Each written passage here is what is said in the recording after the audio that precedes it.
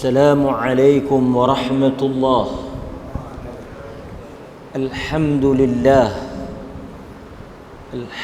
لله الذي أرسل رسوله بالهدى ودين الحق ليظهره على الدين كله ولو كره المشركون.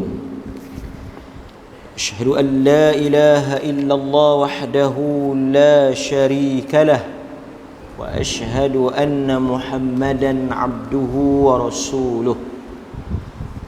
اللهم صل وسلم وبارك على سيدنا محمد وعلى آله وأصحابه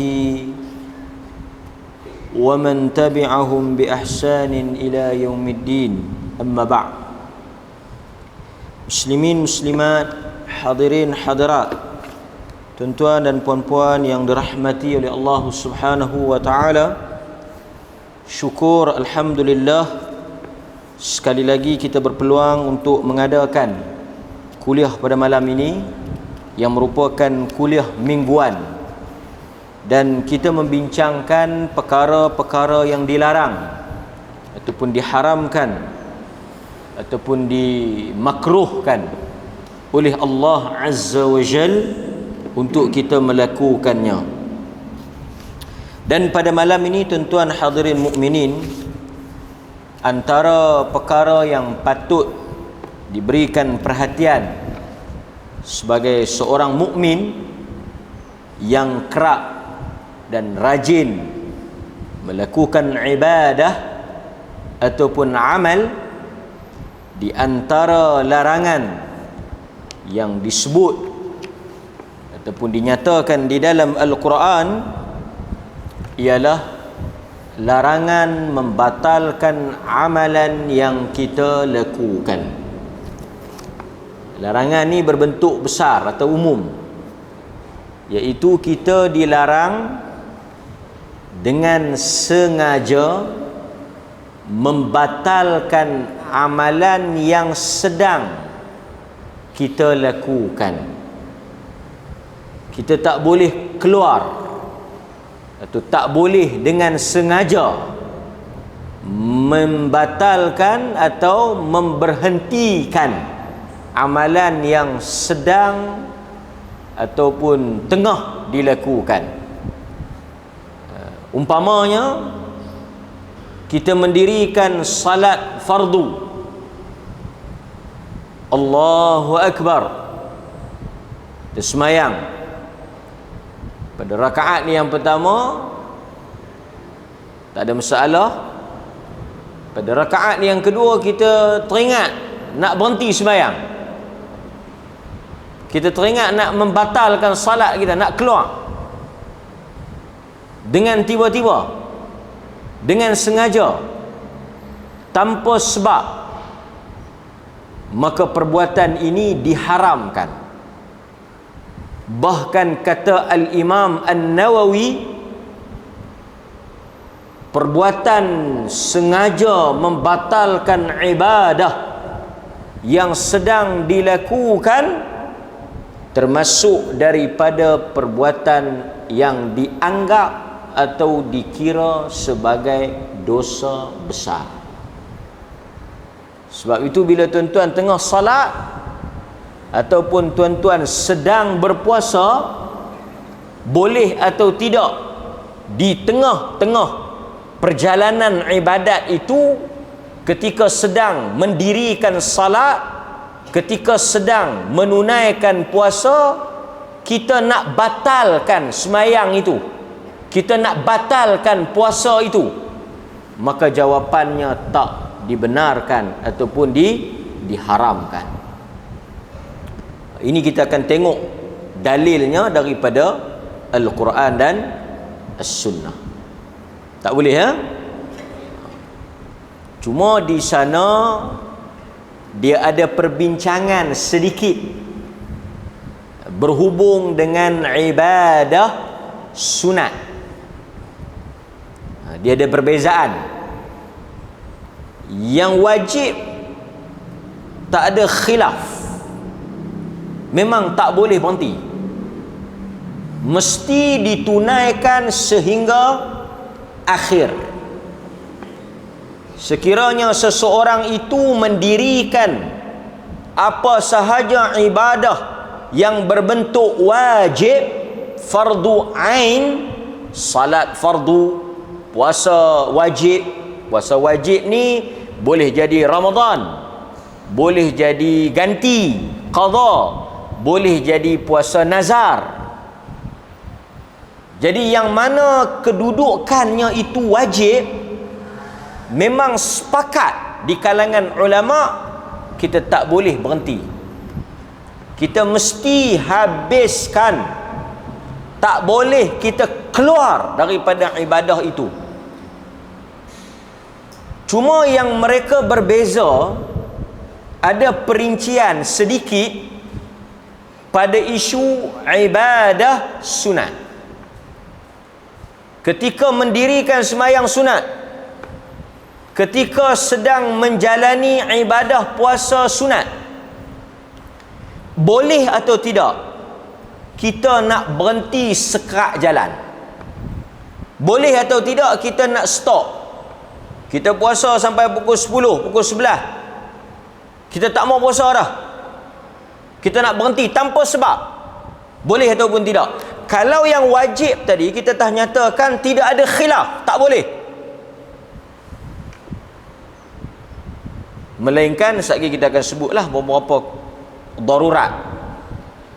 Tetapi kalaulah ibadat tersebut berbentuk sunat, hukumnya sunat, puasa sunat. Sebagai contoh, puasa yang paling dekat dengan kita hari Jumaat ni, Ashura. Umpamanya tuan-tuan puasa Ashura hari Jumaat, sunat hukum dia, tak wajib. Puasa Ashura hukum dia sunat. Tuan-tuan puasa sampai pukul 10, pukul 11, kemudian tuan-tuan teringat ada kenduri, atau tuan-tuan teringat ada hal, ada benda, ataupun mungkin tuan-tuan tak mau dah, tak larat, dah lama dah tak puasa, balik sembahyang Jumaat tak larat lah, lapar ayam hangat, nak pening dah. Boleh tak tuan-tuan pergi minum, makan, membatalkan puasa itu dengan sengaja? Boleh. Ini ada rincian sikit lah. Ada khilaf di kalangan para ulama. Tapi kalau puasa itu wajib, salat itu wajib, maka tak boleh. Termasuk tuan-tuan nak membatalkan nazar. Nazar juga ibadat. Seseorang yang telah bernazar, telah berniat, boleh atau tidak dia nak membatalkan nazar itu? Tak boleh. Dia mesti sedaya upaya berusaha untuk menunaikan nazar dia.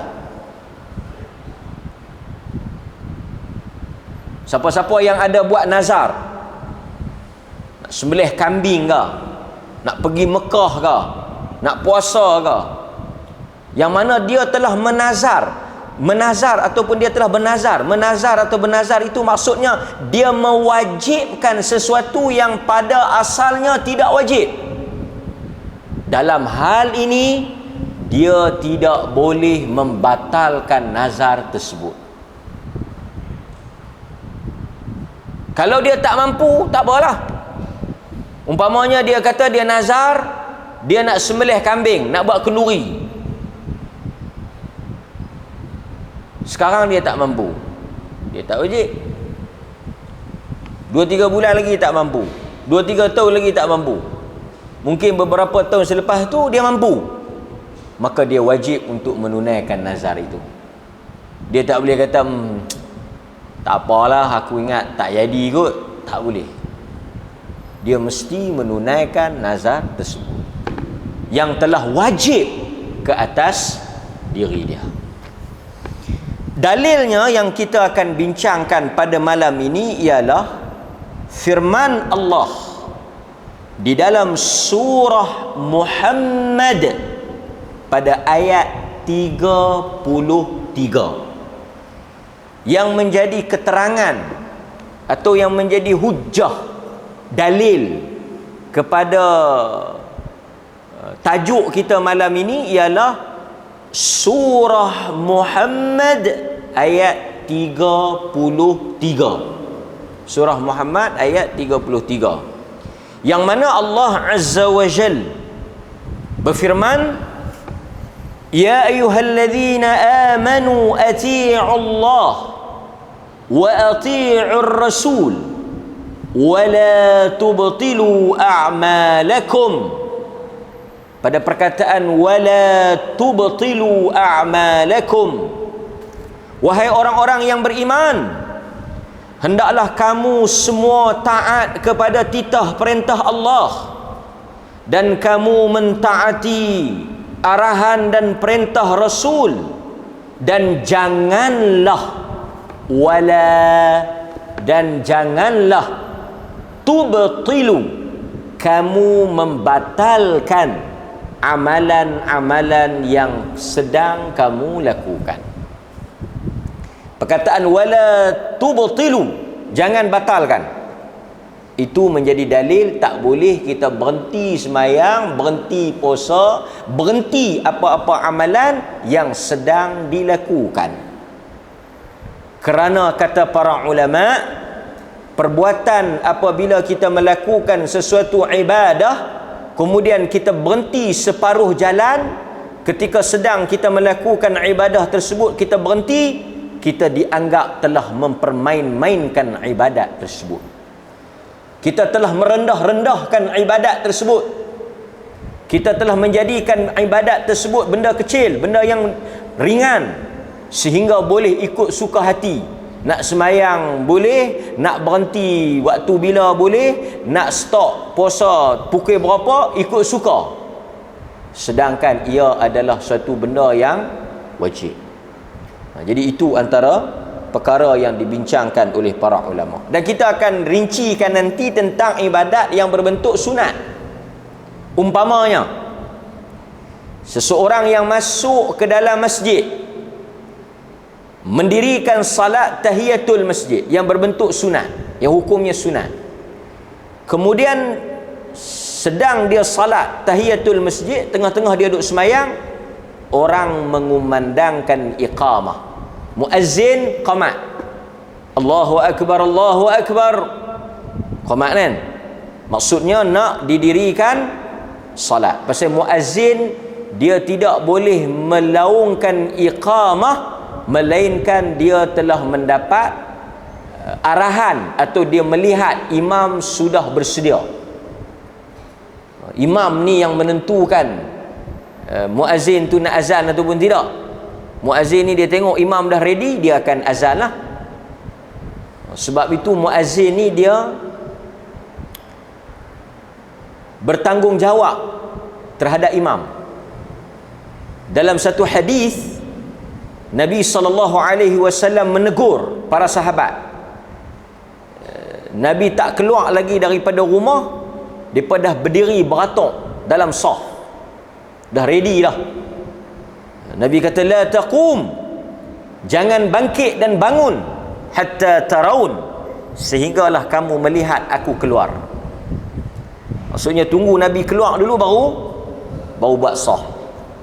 Kemudian para ulama berbincang bila yang sepatutnya makmum jamaah bangkit berdiri ni.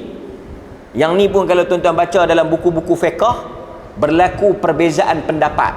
Bila yang kita disunatkan atau kita dituntut untuk bangkit. Ada yang kata apabila perkataan qad qamatis salah baru kita bangkit, baru kita masuk saf. Ada yang menyebut apabila selesai saja qamat baru kita bangkit. Banyak pendapat dalam hal ini. Walau bagaimanapun tuan-tuan, muazzin ni bila dia tengok imam dah ready, jangan dia azan, jangan dia qamat dulu sebelum tu imam ada. Ni tu imam tak keluar bilik lagi, tu imam tak ready lagi, mungkin tu imam duduk perbetul jubah ke, duduk ambil wuduk ke apa ke, dia keluar Allahu akbar, Allahu akbar, tu imam tak ready lagi. Dia dapat arahan daripada green light daripada tu imam, dia qamat. Dan bila qamat, kita tengah duduk salat, bertembung antara keadaan kita yang sedang salat tadi dengan jamaah yang nak didirikan. Maka dalam hal ini timbul boleh atau tidak kita memberhentikan salat tersebut. Di sana ada hadis Nabi sallallahu alaihi wasallam menyebut bahawa apabila muazzin qamat, apabila telah dilaungkan iqamah, maka tidak ada lagi salat kecuali salat wajib. Bila muazzin qamat, Allahu akbar, asyhadu an la ilaha illallah, asyhadu anna Muhammadar Rasulullah, fala salata lahu, maka tidak ada lagi salat illa maktubah, kecuali yang wajib, yakni yang jamaah yang nak didirikan. Maka sebab itu ada pandangan yang menyatakan jika kita tengah salat, kita memberhentikan salat kita, keluar daripada salat tu, kita masuk menunaikan, menyertai jamaah.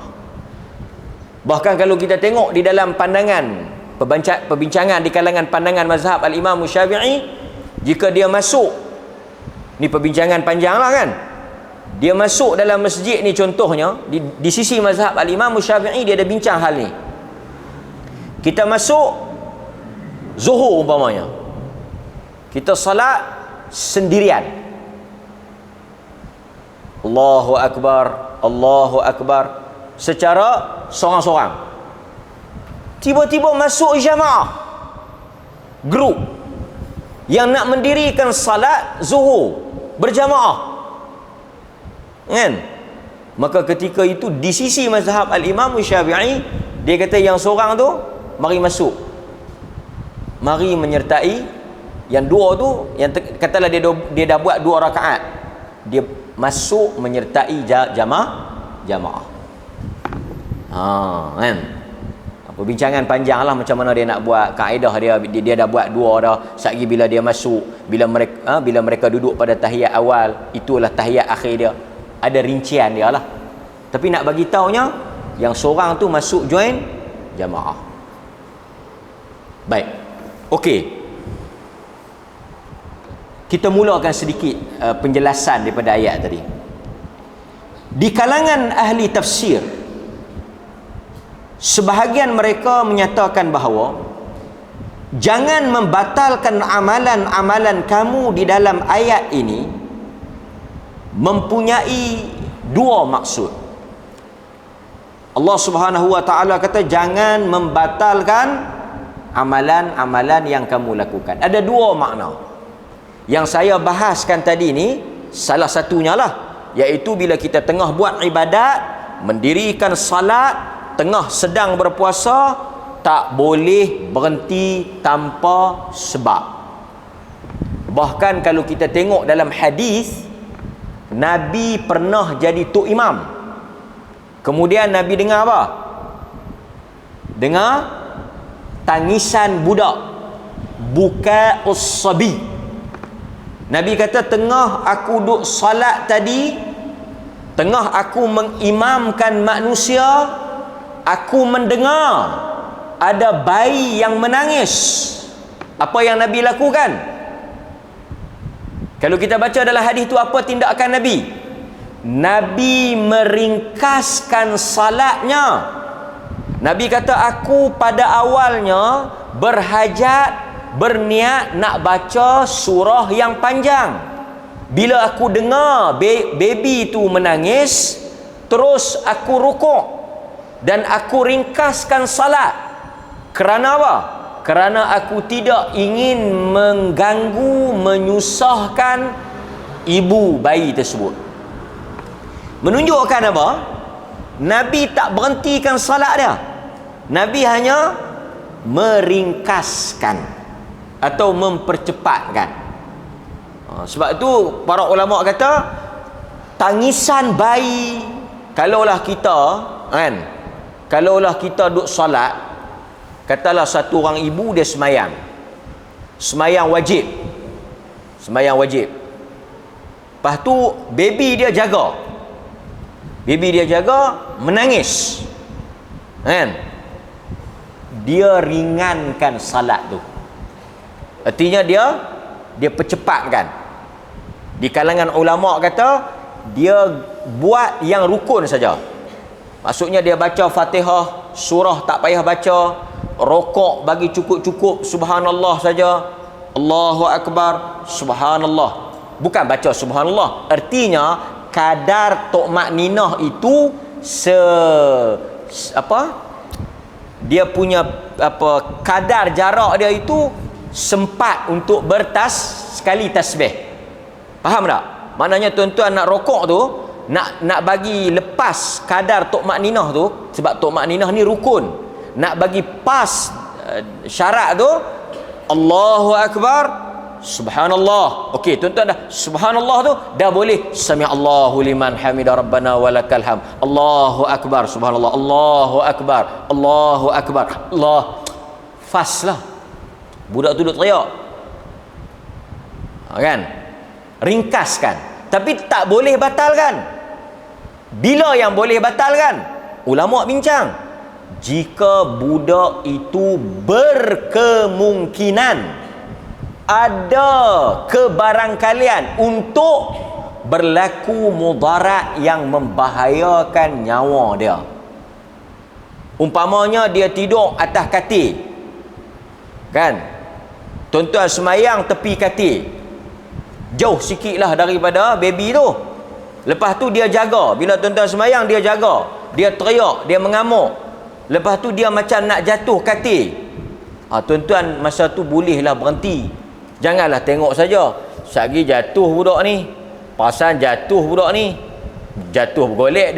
Dia sebut tu, dia dah tengok jatuh sungguh budak tu, jatuh sengak, kan? Bahaya budak-budak jatuh, boleh mati. Sebab itu para ulama kata dalam kes macam tu boleh berhenti. Dan ada yang dia sebut dalam ni, kan?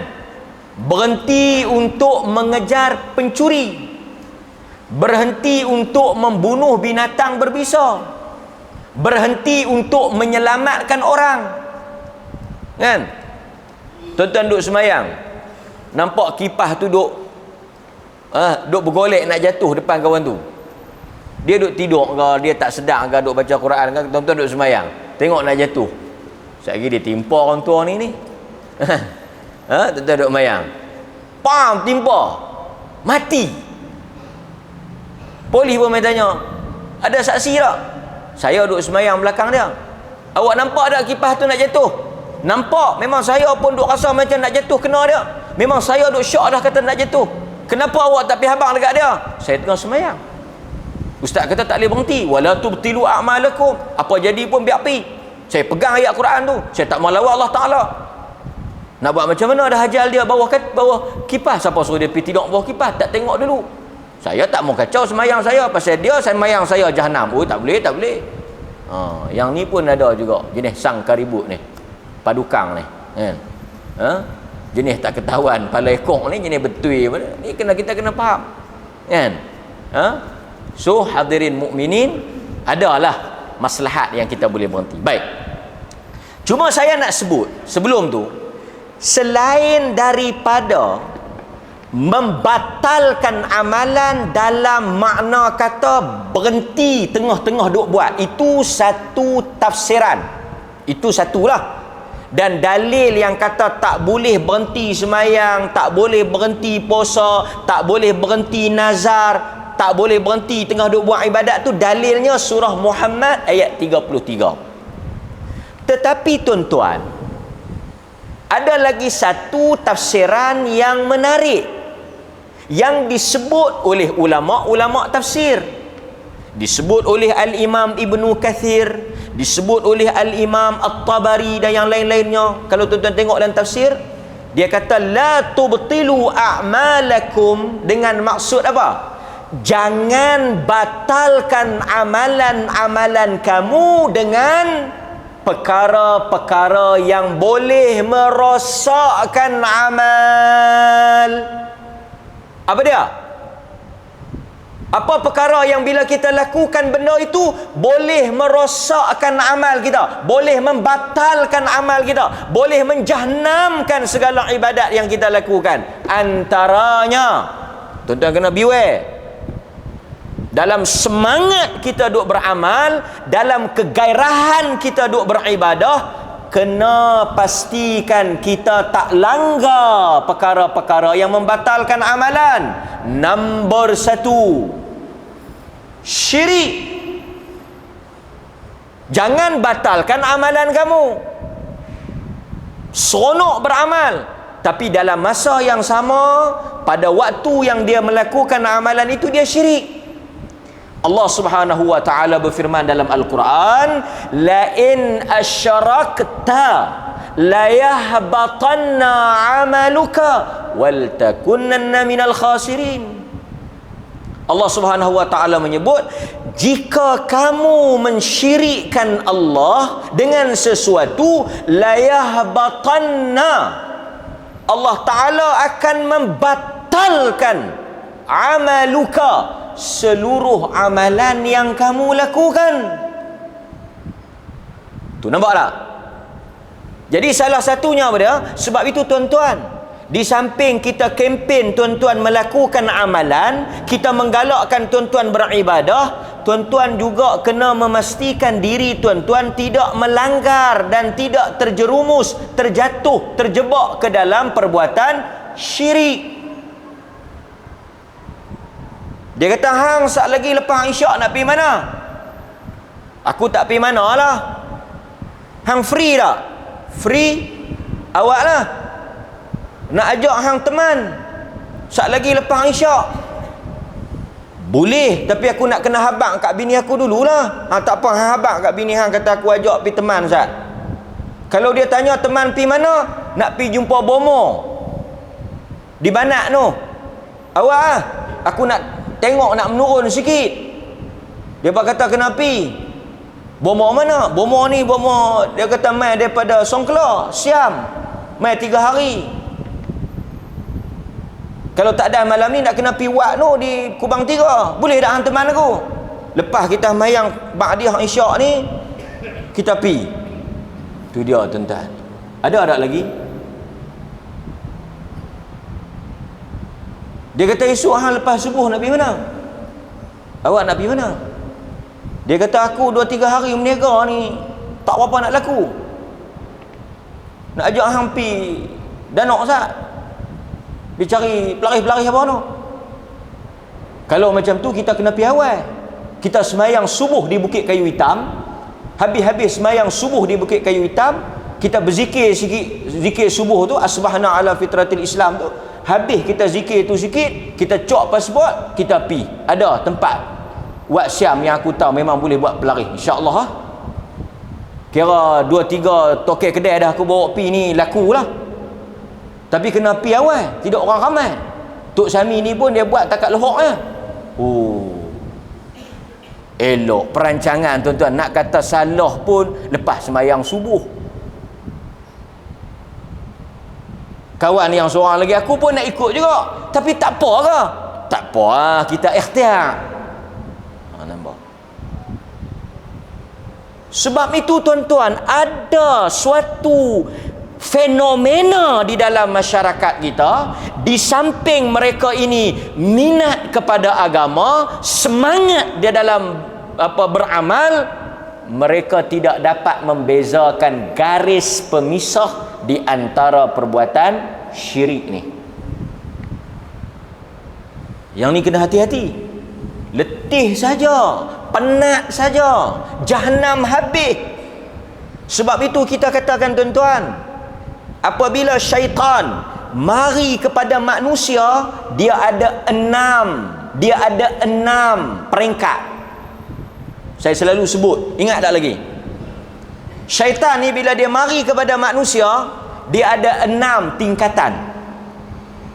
Faham tak tingkatan ni? Maksudnya, kita ni tuan-tuan, bila kita pi pada satu orang, kita ada target.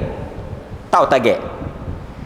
Nombor 1 target kita yang ni. Kalau tak boleh hak nombor 1, nombor 2 pun okey. Tak boleh nombor 2, nombor 3 pun boleh. Tak boleh nombor 3, nombor 4 pun boleh.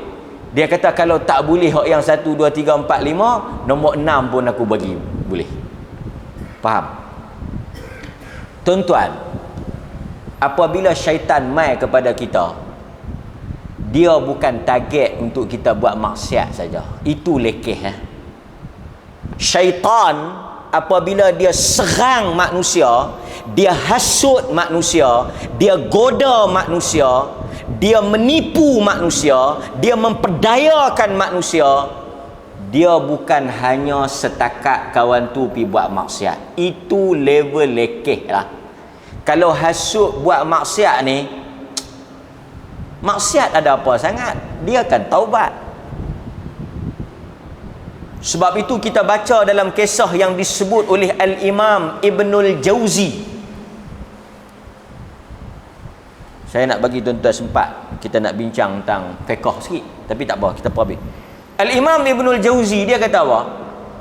Al-Imam Ibnul Jauzi kata, ada seorang lelaki ahlul ibadah, abid, yang duduk di menara masjid, yang akhirnya dia mati kufur kepada Allah. Mula-mula syaitan hasut dia minum arak.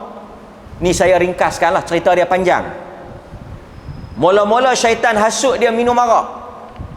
Kemudian syaitan daripada dia minum arak itu mabuk, syaitan telah goda dia untuk berzina. Daripada berzina, perempuan yang dia zina itu mengandung.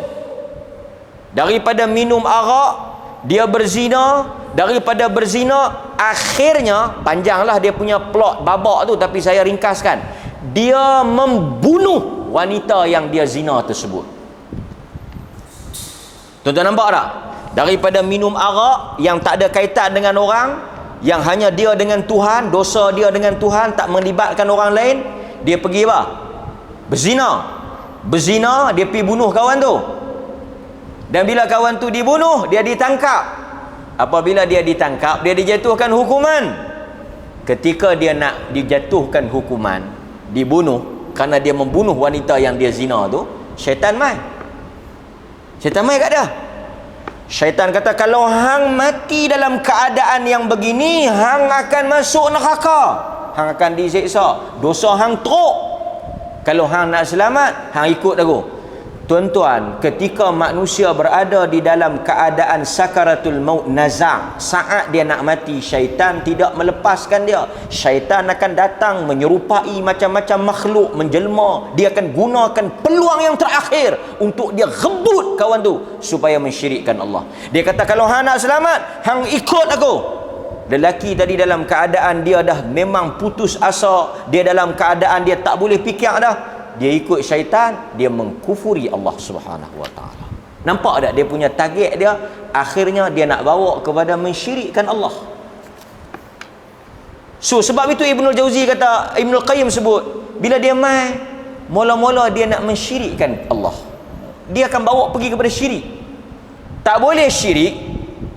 Kalau kata syirik tak berjaya, dia pergi kepada bid'ah. Dia ajak buat bid'ah.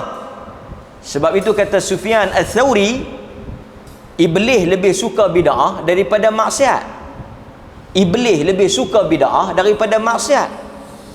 Sebab bid'ah sesuatu yang orang sangka kata ibadat. Dia tak kata benda tu salah, dia kata benda tu betul.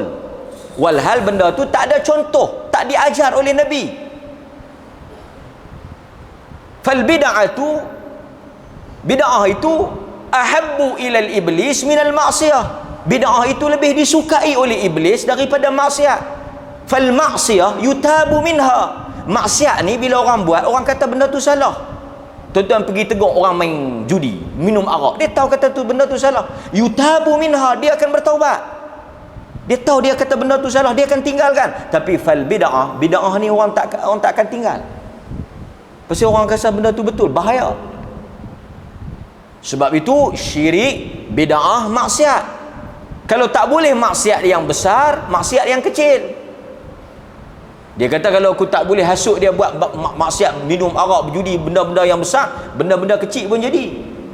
Kalau tak boleh benda-benda yang maksiat, Tak boleh benda-benda haram yang besar, haram yang kecil. Kalau tak boleh haram yang kecil, aku akan suruh dia buat makruh. Sebab orang yang banyak langgar benda makruh ni, langgar benda syubhat ni, dia akan jatuh juga yang haram nanti. Tapi ambil masa sikit lah. Kalau tak boleh buat benda makruh, aku akan suruh dia buat benda harus banyak sampai dia lalai. Tuan-tuan nampak? Benda harus ni tak berdosa, tapi dia akan suruh kita buat banyak, sembang banyak, tidur banyak, bercakap banyak, main banyak, lara banyak. Benda tu tak salah, tapi akhirnya dia akan membawa kita pergi ke benda yang haram tadi. So syaitan ni kalau tak boleh jalan satu, dia pergi jalan dua. Tak boleh jalan dua, dia main jalan tiga. Dia tak lepas kita. Kalau dia tak boleh tuan-tuan pergi berjudi, pergi berzina, tuan-tuan duduk sembang bohong 3-4 jam pun boleh ke dia dah. Cukup dah. Kalau tuan-tuan tak sembang bohong 3-4 jam, tuan-tuan pergi buat apa? Mungkin baca Quran, mungkin berzikir, mungkin main kelas agama, mungkin pergi mengaji. Dia kata daripada pergi kelas agama, pergi mengaji, pergi berzikir, pergi baca Quran, hang sembang bohong pun cukup dah. Lepas tu kawan tu kata, tak apa kita duduk sembang lama-lama. Awak haram, dosa, salah. Tak salah, tak salah, tak apa. Benda boleh, pasal apa salah? Nampak entah? Syaitan. Tapi kalau kita tak sembang tentang ni, tah kita boleh pergi baca Quran, tah kita boleh dengar kuliah, tah kita boleh pergi mengaji, tah kita boleh berzikir. Nampak? Syaitan ni tak boleh hok yang teruk. Hok yang kurang teruk pun janji dapat kat dia. Boleh tuan-tuan? Baik. Hadirin mukminin. Sekarang kita tengok apa yang disebut oleh para ulama berhubung dengan membatalkan. Lagi apa yang membatalkan ibadat selain daripada syirik? Riak. Jangan buat riak. Quran kata wala tubtilu sadaqatikum bil manni wal adha.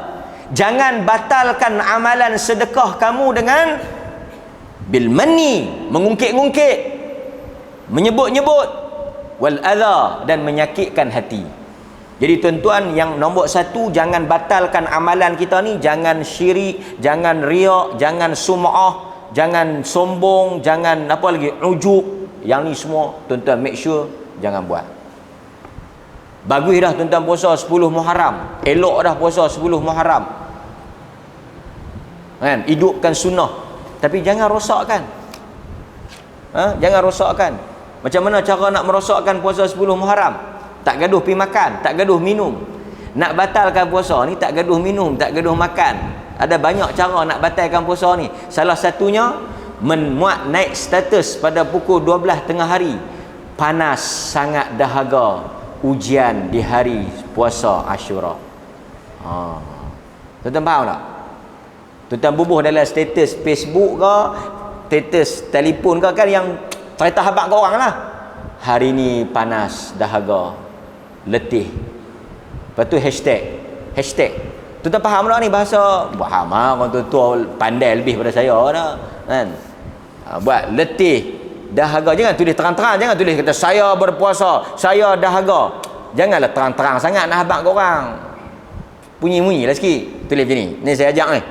Pukul 12, pukul 1, tulis letih, penat, dahaga, hashtag puasa Ashura, hashtag hidupkan sunnah, hashtag setahun sekali.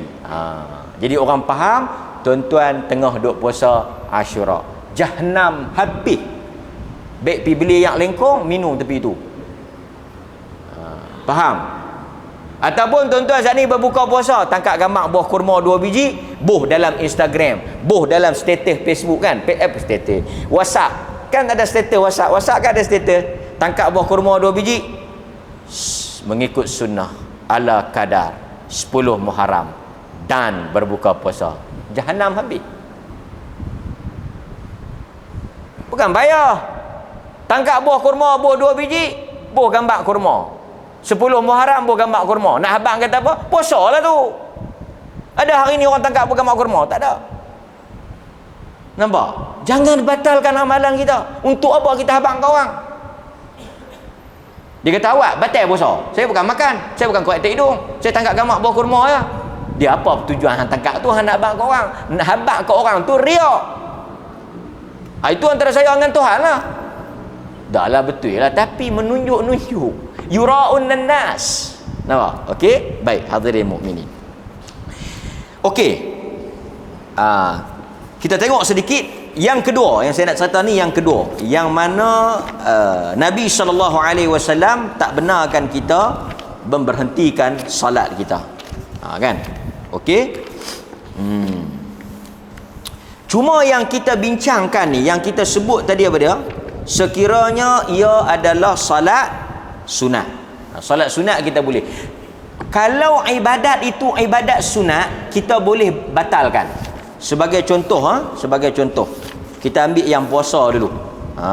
Yang puasa dulu. Okey. Tengok dalam satu hadis riwayat Abu Dawud. Dalam satu hadis riwayat Abu Dawud. Yang ni kita boleh batalkan. Kita boleh batalkan kalau puasa tu sunat. Sekali saya cerita yang sembahyang sunat. Daripada Ummu Hani radhiyallahu anha, kata dia, ya Rasulullah, wahai Rasulullah, laqad aftartu wa kuntu saimah.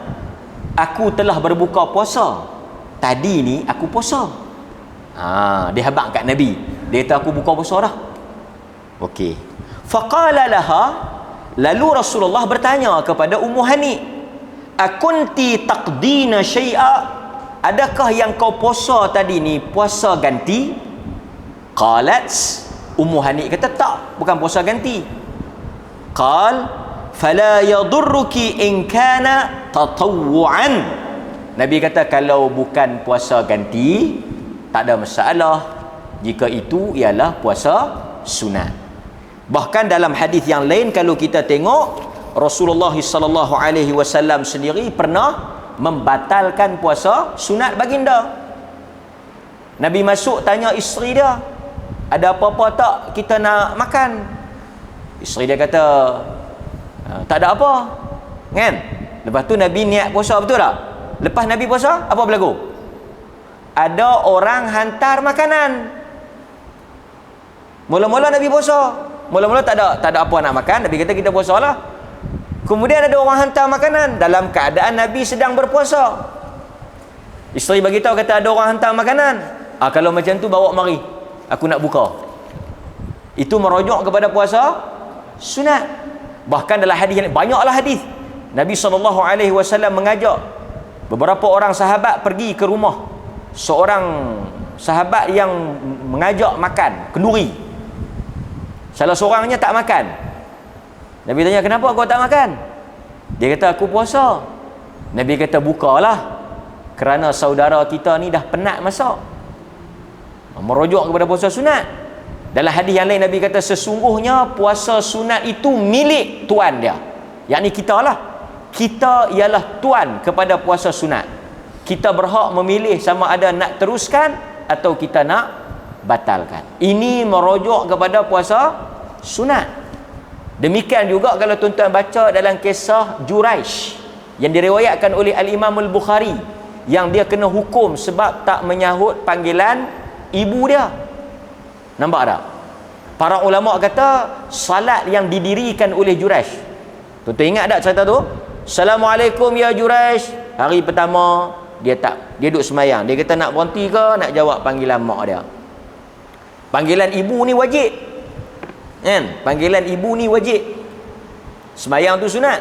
Sebab itu seorang wanita tidak boleh mendirikan puasa sunat dalam keadaan suaminya ada, melainkan dengan izin suaminya. Kerana bertembung yang sunat dengan wajib, didahulukan yang wajib. Jadi yang tuan-tuan duduk semayang tadi ni tahiyatul masjid, hukum dia sunat, bertembung dengan semayang jamaah yang mana hukumnya wajib, maka didahulukan yang wajib. Seorang isteri berpuasa sunat, kemudian suami dia minta layan dia, bertembung yang wajib dengan sunat, dikorbankan ataupun dibatalkan yang sunat, didahulukan yang wajib. Kan? Panggil makan kenduri wajib, puasa sunat, didahulukan yang wajib daripada yang sunat. Tapi tuan-tuan tak boleh lah buat andaian, abang tak puasa ke Ashura? Aku memang nak puasa, aku takut bimbang kot ada yang nak panggil orang makan kenduri hari ni. Jauh lagi tu. Ada tak ada orang panggil hari ni? Tak ada. Patut awak yang tak puasa. Kot lah ada, kan wajib panggilan kenduri tu. Kalau tak ada, tak apalah. Yang ni tuan-tuan, nama apa? Nama dia akal jenuh. Dia dah buat kalih kata nak ada orang panggil dia. Awal-awal lagi dah bantai dah roti canai, orang tak panggil lagi dia bantai dah. Tak puasa. Satgi ku puasa orang panggil kat kenduri pula. Baik ku tak puasa siap-siap. Kan? Puasalah dulu. Kalau orang panggil, bukalah kan. Baik. Di dalam hadis yang diriwayatkan oleh Imam Muslim, yang selalu kita dengar hadis ni sahih Muslim. Idza uqimatis salah, apabila sudah diiqamatkan salat, fala salata illa, maka tidak ada salat illa kecuali al-maktubah, yang wajib. Nampak? Kata al-Imam Nawawi rahimahullah. Imam Nawawi kata makruh untuk kita mendapatkan yang sunat apabila telah dilaungkan iqamah, sama ada salat sunat subuh, salat sunat zuhur ataupun sebagainya, dalam keadaan dia mengetahui sama ada dia sempat mendapat rakaat bersama imam ataupun tidak. An-Nawawi kata dia tengah semayang, orang qamat, makruh dia perhabis. Tak kira lah sama ada dia rasa sempat bersama imam ke, tak sempat ke, dia berhenti dan dia masuk bersama dengan imam. Walau bagaimanapun ada juga pandangan yang menyatakan kita rincikan sedikit. Sekiranya tuan-tuan sudah berada di hujung salat. Dan tuan-tuan, masjid ni dia banyak benda yang kita nak kena perhati. Kita bukan boleh main semayang membabi buta macam tu ya. Nombor satu, setiap masjid ada time. Dia dah bagi tahu berapa minit nak qamat. Bila kita masuk, kita dah boleh macam-macam lah. Macam-macam. Dulu masjid lampu merah, lampu hijau. Tak tahu ada lagi, tak ada. Sengah masjid dia buat lampu merah, lampu hijau. Lampu hijau boleh sembahyang lagi. Kalau dia lampu kuning pun ada kot. Masjid mana tak saya pergi. Lampu merah, lampu hijau, lampu kuning. Bukan traffic light ni. Lampu hijau, empam masuk, empam bayang lah. Lampu kuning, kalau siapa yang baru masuk, empam jangan sembahyang. Kalau yang nak sembahyang, empam percepat kah? Pasal ni kuning, empam jangan duk tekan lagi minyak dah. Merah, makna tu imam nak keluar, empam jangan duk sembahyang dah. Nampak? Masuk? Yang ni tak ada lampu tu. Kan? Masjid ni kita bagi kemaafan pasal dalam pembinaan. Kita bagi laluan pada azan. Saya perhabis sikit tuan-tuan pasal isu salat ketika qamat. Allah Ta'ala.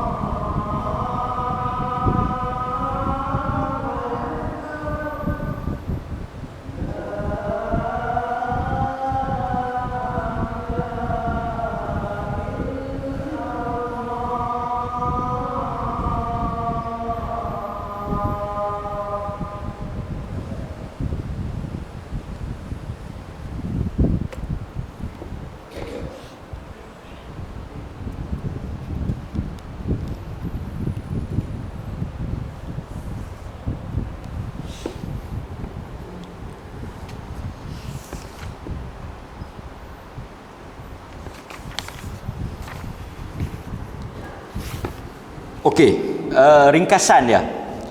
Jadi ada rincian dia, kalau kita masuk ke dalam masjid, sesetengah masjid dia dah bagi time yang cukup. Berapa jarak di antara azan dengan iqamah? Nabi telah bagi satu guideline. Orang selalu tanya, berapa lama ustaz azan lepas tu nak qomat? Berapa dia punya jarak? Setengah masjid full, fast and furious. Sebab itu kadang-kadang muazzin ni, selain daripada dia alim bab hukum hakam azan ni, dia kena juga pergi belajar kursus civic, kesedaran atau PK. Dia kena pergi belajar juga. Sebagai contoh, hari Isnin dengan Khamis qomat semayang maghrib, tolong lambatkan sikit. Yang ni dia panggil PK. Kalau hari lain bang maghrib, lepas tu nak qomat cepat, tak apalah, tapi cepat pun sekali lagi saya sebut dia punya jarak dia. Tapi kalau Isnin dengan Khamis, bagilah lebih sikit. Awak ada apa Khamis dengan Isnin? Orang puasa sunat, takut lekat buah kurma. Yang bini pula pi buat kuih Melaka, lekat nyok celah gigi, nak kena kumuk. Buat kuih-kuih yang mudah telan, kan? Jangan buat kuih-kuih yang keras, yang kuih-kuih payah telan. Pasal apa? Sat lagi duk hiruk ayam. Macam hari kita nak Jumaat ni. Jumaat ni tentulah macam tuan-tuan ni boleh kata semua puasa Ashura lah. Tentulah masjid yang mana yang kata apa hari tu dia akan bagi masa lah sikit. Betul tak? Bagi masa pasal orang nak buka puasa. Ini yang dia panggil sensitivity, kan? Ada masjid hari puasa baru ni Arafah, tak, masjid tak buat majlis buka puasa, tak berdosa. Walaupun saya kata masjid-masjid di Perlis ni wajar mengadakan majlis berbuka puasa pada hari-hari besar ni. Setiap masjid patut kena ada buka puasa ni. Puasa Arafah, puasa, kalau tak buat Isnin Khamis pun. Dan kalau dia tak buat pun, jamaah akan buka puasa ala kita. Buka puasa ala kita. Orang muda boleh, orang tua-tua nak buka bekas ayak pun ketak-ketak, nak minum pula jenis minum ayak hangat. Kadang-kadang saya tengok puluh duk makan ala kita berlari ni, nak meligan jemaah. Pasal apa? Pasal muazzin tidak peka dalam hal ni. Hari Isnin bagi lambat sikit, tu imam ni pasal apa? Ada yang duk buka puasa ala kita. Depa bukan duk saja ala kita, depa nak berbuka puasa sunat Isnin. Jadi kita bagi masa sikit. Boleh? Okey. Berikutnya, muazzin dia nak qomat ataupun tidak, dia menunggu titah perintah imam. Kadang-kadang dia tak faham. Dia tu imam ni ketua tau. Tu imam ni tuan-tuan, tu imam ni dia menjadi orang kata apa? Pemutus dalam sembahyang ni. Tu imam dah mai. Tu imam dah berdiri, tu imam dah ready. Muazzin tak qamat. Pasal apa tak qamat? Dia pula habaq kat tu imam. Ustaz. Dia berkat dia tak habaq. Ustaz. Tu imam siapa? Dia tunjuk ada orang duk mayang. Tu imam kena tunggu kawan tu. Tu imam tanya pula siapa imam aku ke dia. Tu imam dah ada jalan. Kawan tu yang kena berhenti. Itu aja. Kalau tu imam, kalau muazzin duk tunggu habis kawan tu, tu imam kata habis dah. Sat. Baru tang tu. Tang tu dak lagi. Bila yang kita nak sembahyang? Tak ada. Mai saja tu imam, dia tengok tu imam dah ready. Allahu akbar, Allahu akbar. Hampa yang belakang, hampa pandai pisah lah. Gamak yang mana baru Allahu akbar kabiran walhamdulillah. Hampa baru duk kathiran, sini qad qamatis salah. Keluar. Sudah. Dia baru hanifan musliman wa ma anami. Kau ni dah qad qamatis salah dah. Lambat lagi. Macam kita lah kan nak makan. Kita nak makan di Kuala Polih ke. Telefon tanya kawan tu. Hang duk tang mana? Dia kata aku duduk tang Batu Lima dah. Bolehlah kita nak tunggu. Kan? Bolehlah kita nak tunggu. Tapi kalau ikan dah sampai, semua dah ada, dah ready dah. Hang duduk tang mana? Sat, bini baru duduk serika baju. Hang serika dulu lah. Tuan-tuan, benda asas macam ni ya. Yang mana, okey, kalau Tok Bilal duduk Allahu Akbar, dia dah at-tahiyyah dah. Dia pabih lah. Takkanlah tuan-tuan doa at-tahiyatu lillah Tok Bilal Allahu Akbar, dia Assalamualaikum ras. Dia kata hang mayang habis. Dah aku berhenti terus. Habislah sikit lagi kan. Yang ni dia panggil ada ruang lah untuk dia ni kan. Okey, baik. Cuma saya nak tutup. Nak habis dah tuan-tuan ni. Berapa jarak antara azan dengan iqamah? Dalam hadis Nabi SAW sebut baina kulla adhanain, di antara dua azan, yakni azan dengan iqamah, ada 2 rakaat. Liman sya. Di antara azan dengan iqamah ada 2 rakaat. Salat sunat 2 rakaat bagi siapa yang nak. Menunjukkan kadar antara azan dengan iqamah ialah sekurang-kurangnya dapat ditunaikan 2 rakaat. Cantiklah. Kan? 2 rakaat. Kan? Okey. Akhirnya saya nak tutup dengan apa yang disebut oleh Al-Imam Nawawi sebagai kesimpulan daripada apa yang kita sebut pada hari ini. Kata Al-Imam Nawawi, telah berkata Al-Imam Asy-Syafi'i, sesiapa yang memulakan puasa wajib atau puasa qada atau puasa nazar atau puasa kafarah atau sembahyang fardu atau sembahyang qada atau sembahyang nazar, maknanya semua tu wajib. Sesiapa yang telah memulakan, sedang mendirikan semua yang disebut tadi ni, yang statusnya wajib, tidak dibenarkan dia membatalkan puasa dan salat tersebut jika dia boleh menunaikannya hingga habis. Jika dia membatalkannya di tengah-tengah itu, dia keluar di tengah-tengah dia melakukan ibadat tersebut tanpa alasan yang kukuh, tanpa perkara yang mudarat, maka dia telah dianggap merosakkan ibadah dengan sengaja dan dia berdosa. Dia berdosa. Nampak? Kesimpulan yang sangat jelas di dalam hal ini. Nampak? Cuma dia ikat dengan apa tadi?